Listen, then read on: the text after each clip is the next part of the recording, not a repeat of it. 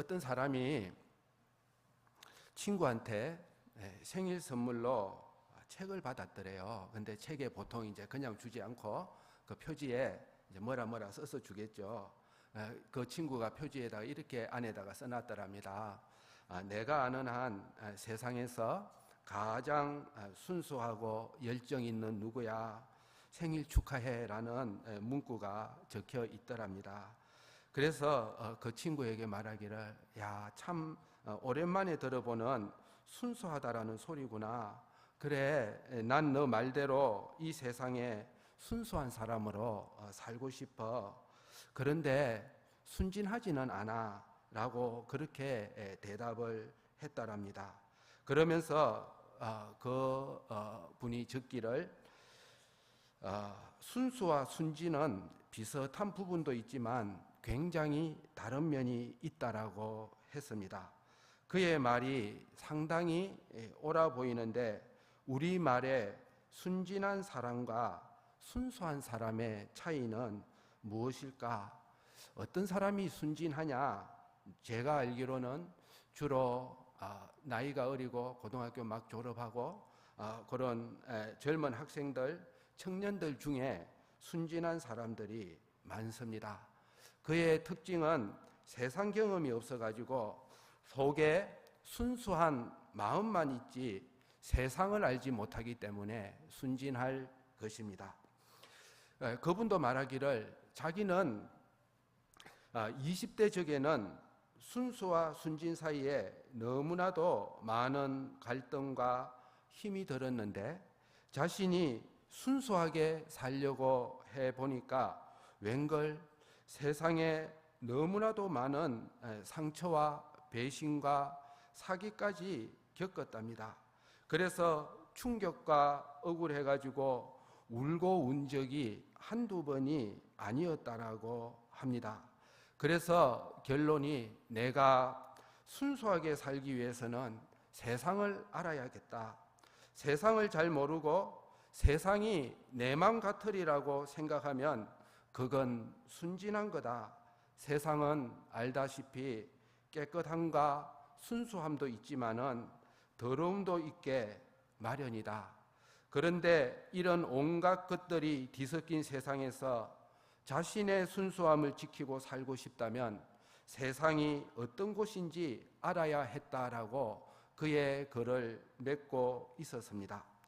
아마 이 사람은 세상 사람이라도 좋은 방향으로 결론을 내며 그래도 순수함을 지켜나가고자 힘썼기에 그를 가장 잘 아는 친구가 그에 대하여 평가하기를, 내가 아는 한도 내에서는 너는 세상에서 가장 순수한 사람이라고 인정을 받았나 봅니다. 그런데 대부분의 사람들은 10대 때나 20대 초반에는 내가 순수하게 살려고 하다가 몇 번 순진하게 당하고 나면 세상이 이게 아니구나 하고는 내가 어리석었구나, 이래가지고는 세상을 살 수 없겠구나 하고 세상에 살아가면 살아갈수록 순수함을 버리고 자기도 남에게 상처 주고 똑같이 배신하고 때로는 사기도 거짓말도 하면서 살아가는 사람이 되어버리고 맙니다. 오늘 본문에 예수님께서 12제자를 보내시면서 하시는 말씀의 그 일부인데, 오늘 본문에 짧게 읽었는데 이 10장은 예수님께서 당신의 제자를 보내시면서, 세상에 보내시면서 하신 말씀의 한 부분입니다. 그 위에 전부를 다 읽어야 되겠지만은 읽지 않고 시간상 넘어왔는데 5절 이하에 보니까 이스라엘 집에 어린 양에게로 가라 하시면서 주님이 이 땅에 오셔서 하셨던 그 일을 제자들에게도 하라고 시켰습니다. 7절 이하에 보니까 가면서 천국이 가까웠다라고 그렇게 말하고 병든 자를 고쳐주고 죽은 자를 살리며 문둥이를 깨끗하게 하고 귀신을 쫓아내라고 이렇게 말씀을 하셨습니다. 제자들에게 이렇게 사명을 주시면서 하신 말씀이 오늘 본문 10절에 보라, 사명을 주고 난 다음에 주님이 말씀하시기를 내가 너희를 보냄이 양을 이리 가운데 보낸가 같다라고 주님의 심정을 말씀을 했습니다. 우리 같은 제자들을 주님은 시키시는 일이 있고 해서 그들을 보내시면서 주님의 심정이 바로 이러하다라는 것입니다. 마치 무엇과 같다고요? 양을 이리 가운데 보내는 것과 꼭 같다라고 하고 있습니다.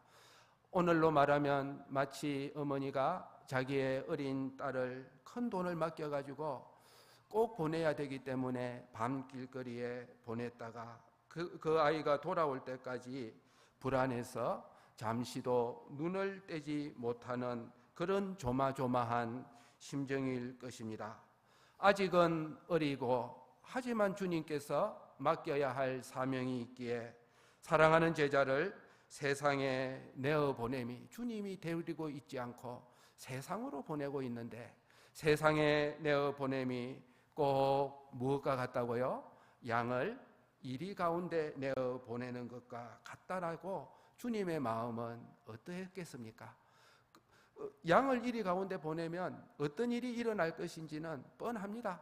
하지만은 그거보다 더 큰 주님의 맡기신 일이 있고 하고 싶은 일을 이 제자들을 통해서 꼭 해야 했기에 그럼에도 불구하고 내가 너희를 보낸다라고 말씀하고 있습니다.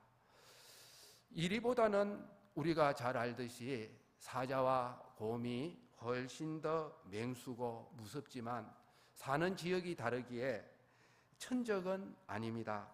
하지만 이리는 양을 가장 좋아하는 양고기의 맛을 아는 천적일 것입니다. 항상 양떼가 있는 곳에는 이리가 맴돌고 있고 목자가 정신을 바짝 차려야지 여차하면 언제 양의 숫자가 적어져 버리고 맙니다. 바로 어쩌면 옛날 12제자를 보내실 때뿐만 아니라 오늘 주님의 제자된 우리를 주님이 세상에 두셔야 되겠고 세상에 보내셔야 되겠고 꼭 우리를 통하여 주님이 시키고자 하시는 일이 있고 하고자 하시는 일이 있기에 주님의 심정이 바로 우리를 향하여 이러하다는 것입니다. 특별히 세상은 더 악해져 가고 주님은 우리를 이때에도 주님이 하셨던 그 일, 세상에 천국 복음을 전파하며 병든 자를 고쳐주며 양떼를 돌아보라고 교회를 맡긴 이 시대에 우리는 어떻게 이 일을 감당해야 할지, 다음 세대의 우리 일꾼들은 세상을 어떻게 감당해야 할지 주님의 심정이 이러합니다. 왜 세상이 우리에게 이리가 되느냐? 그리스도인들이 신앙의 정절을 형편 따라 내어놓는 자에게는 그렇게 세상은 이리가 되지 않을 것입니다. 또 주님께서 우리에게 주신 명령과 사명이 나와 별로 상관이 없다면 세상 사람과 꼭 같은 세상 사람들의 그 죄를 지으면서 나도 그렇게 살고 형편 따라 살려는 자에게는 세상은 이리가 되지 않을 것입니다. 그러나 내가 그리스도인으로서 또 주님의 제자로서 예수님처럼 살려고 하다 보면 또 주님께서 맡긴 그 일을 하려고 하다 보면 미움을 세상으로부터 받지 아니할 수 없고 표적이 되지 않을 수 없습니다. 그렇군요 하고 한 번만 동의를 해줘도 되는데 그리스도인이기에 거기에 내가 맞장구를 쳐줄 수 없을 때가 많습니다. 내가 그 말을 한마디 못 해줄 때도 있습니다. 죄를 같이 짓지 아니하려고 의를 내가 주님이 입혀주신 의를 내어놓지 않으려고, 또 누가 뭐라 해도 하나님의 뜻대로 하나님 편으로, 세상에 편안하고 자기 편이고 너무 인기가 있다면은 그 세상은 예수님을 미워했고 예수님을 십자가에 못 박였던 세상이기에 왜 자기에게는 이리와 같지 않고 친구처럼 편안한지 우리가 생각해 보아야 할 것입니다. 그럼에도 불구하고 주님은 알고 있었고, 내가 양을 이리 가운데 보내는 것 같은데 이렇게 위험한 줄 주님이 알매도 불구하고 주님께서 꼭 우리를 통하여, 제자들을 통하여서 하고 싶은 일이 있었기에, 목적이 있기에 이리와 같은 세상에 무엇을 두는 것처럼요, 양을 두는 것처럼 주님의 심정은 그러하다라고 말씀을 했습니다. 이스라엘 집에 잃어버린 양에게 양이 아니면 돌이킬 수 없기에 가서 천국이 가까웠다라고 말해주라고 했고, 병든 자를 고치고 죽은 자를 살리며 문둥이를 깨끗하게 하고 귀신을 쫓아내라고 하셨습니다. 주님은 이 땅에서 마태복음에 보면 세 가지를 하고 다니셨는데, 하나는 우리가 잘 아마 아실 건데, 하나는 뭐 하시는 일 하시고요? 가르치시고, 또 하나는 그 다음에 천국 복음을 전파하시고, 그 다음에 세 번째는 병자를 고쳐주셨습니다. 가르치고, 그런데 그냥 가르친 게 아니고 회당에서 가르치셨습니다. 회당에서 가르쳤다는 것은 주님이 이 땅에서 뭘 가르치고 다니셨느냐? 아마 율법을 가르쳤을 것입니다. 회당에서는 율법을 가르치는 율법 선생이었고, 그는 랍비라고 불리셨고, 그리고 천국 복음을 전파한 것은, 예수님이 오늘날 우리 보고 천국 복음을 전파하라면 여러분들은 나가서 예수님 믿고 제사함 받고 구원 얻읍시다 하고 그렇게 이야기할 겁니다.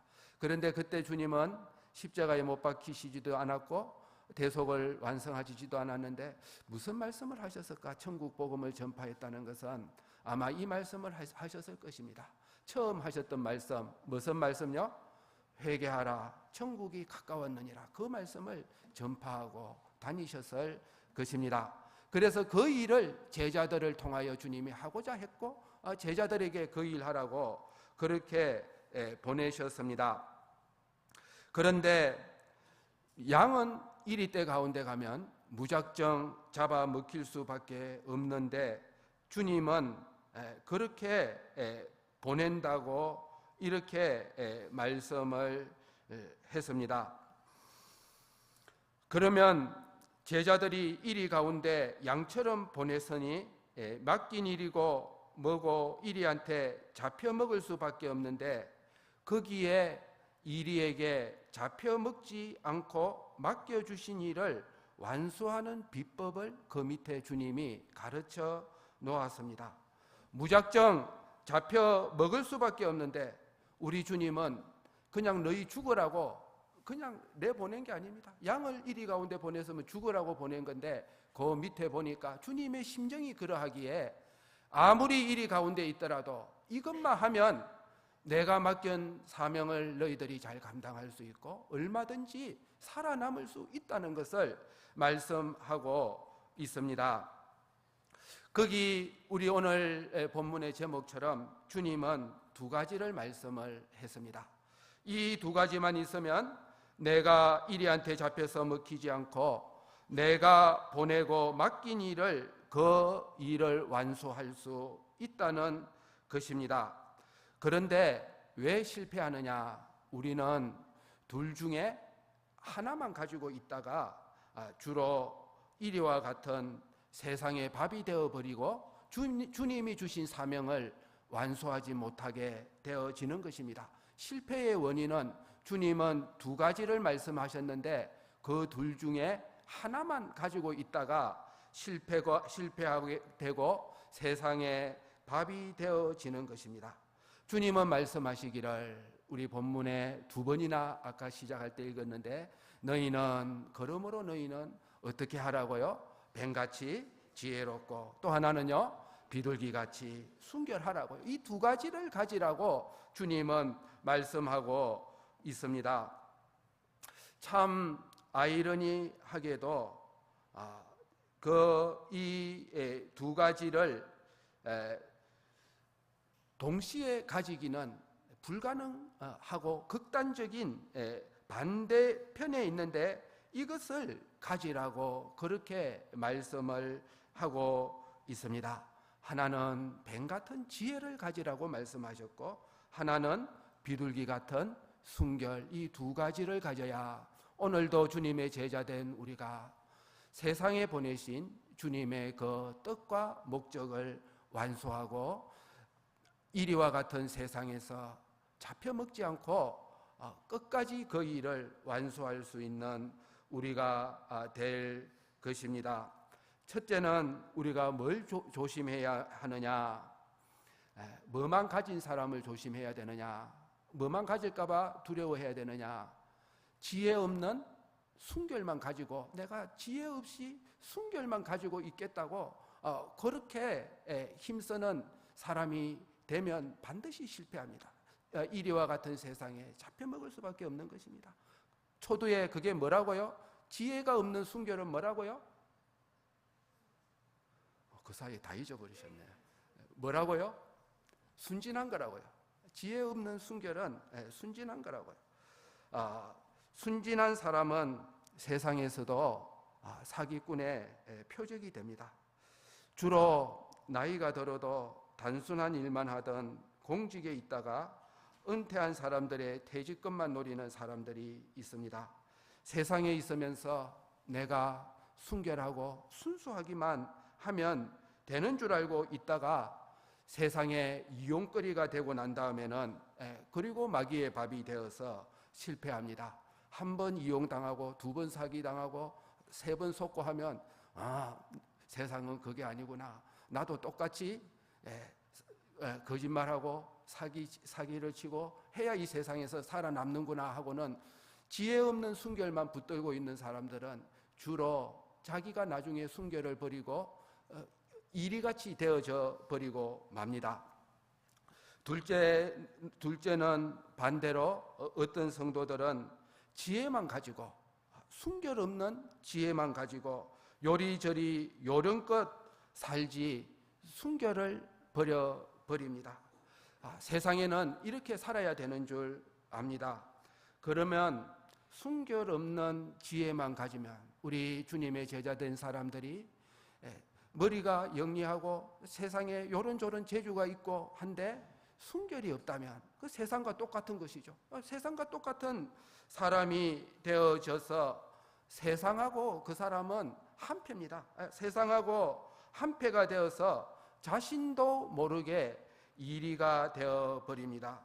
그래서는 내가 세상에서 살 수 없고, 나도 남의 덩치고 거짓말하고 나도 당했으니까 배나 갚아주겠다고, 꼭 옛날에 군대에서 자기 군화를 잃어버리면 남의 거 훔쳐와야 살아남듯이, 그러나 두말할 필요 없이 그 사람은 자기를 잡아먹으려는 이리와 한패가 된 것입니다. 자기도 순결 없는 지혜를 가진 사람은 바로 이리가 바로 그것입니다.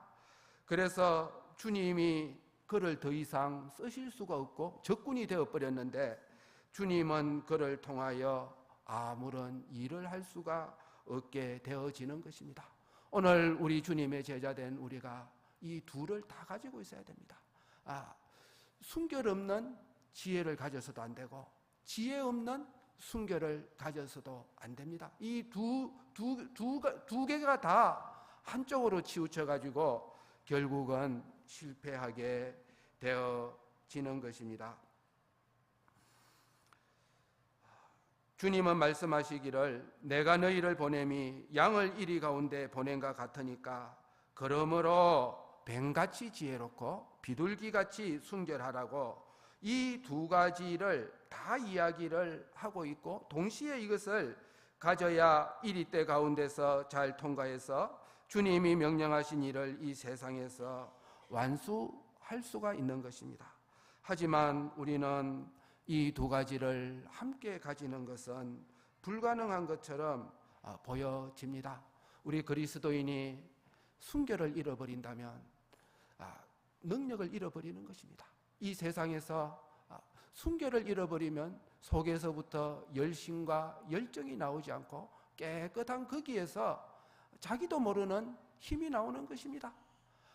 그러나 순결만 가져서는 안 되고 주님이 말씀하시기를 꼭 지혜도 함께 가지라고 말씀하셨는데 요 두 개를 순결만 가지는 것은 어리석어 보이는 것인데 세상에서 어떻게 이 두 개를 같이 가질 수가 있겠습니까? 그런데 여기에 주님이 설명하시기를 지혜롭고 순결하라고만 말씀하지 않고 그 앞에 꾸미는 말을 붙여주셨습니다. 그렇게 어렵지 않게 보이는데 여기서 비유로 드신 지혜 앞에 뱀같이라고 그렇게 붙여놓았고 그 다음에 순결 앞에는 비둘기같이라고 굳이 그렇게 붙여놓았습니다. 아마 뱀같이라는 말은 그런 뜻일 거예요. 그냥 우리가 흔히 생각하듯이 사탄, 또 세상, 마귀, 그리고 비둘기라는 것은 뭐 여러 가지 해석이 가능하겠지만 그러나 우리가 쉽게 아마 그것을 성령으로 생각하는 것이 가장 타당하다고 생각합니다. 여기서 뒤에 말씀하신 너희는 비둘기같이 순결하라, 그 주님이 꾸민 말에 이 두 대조되는 것을 우리가 가질 수 있는 힌트를 주고 있다라고 생각하는데, 비둘기같이 순결하라는 그 말은 그렇게 어렵지 않고 해석도 필요 없고 뭐 이해됩니다. 비둘기같이 순결하라고요. 그런데 문제는 앞에 있는 뱀같이 지혜롭다라는 이 말씀은 난해절입니다. 이 말씀은 아주 곤란한 난해절이고, 마귀, 사탄, 세상이 사용하는 그 지혜를 나도 가지란 말이냐? 우리가 에덴 동산에서 보았듯이 뱀의 지혜는 거짓말입니다. 뱀의 지혜는 딱 한마디고 속임수고 거짓말인데, 이것을 나도 가지라는 그런 의미는 아마 아닐 것이고, 내가 그것을 쓰는 순간 나도 죽고 남도 죽이는 일이가 되어질 것입니다. 그러면 우리가 이것을 어떻게 이해해야 하는가? 이것은 세상 사람들이 사용하는 뱀의 지혜, 알기 어려운 게, 속임수, 이것을 우리가 잘 알고 있어야 된다라고 이렇게 이해하는 것이 옳을 것입니다. 그것을 그대로 사용하라는 말씀은 아닙니다. 그렇게 사용하면 뭘 잃게 된다고요? 순결을 잃게 된다고요. 비둘기 같은 순결을 잃어버립니다. 절대 안 됩니다. 그 세상이 쓰는 그 지혜, 뱀 같은 지혜를 나도 쓰는 순간에 하나님이 쓰시는 일꾼이 될 수가 없습니다. 하지만 세상이 사용하는 그 속임수, 그 괴계를 우리는 알아야 합니다. 그것이 뱀같이 지혜로운 것입니다. 이 세상에 나를 넘어뜨리려는 교묘한 깨를 알지 못하고 그것에게 눈을 돌려버리고 나만 순수하면 되고 내가 그리스도인으로 순결만 지키면 되지 하는 그것은 순진한 것입니다.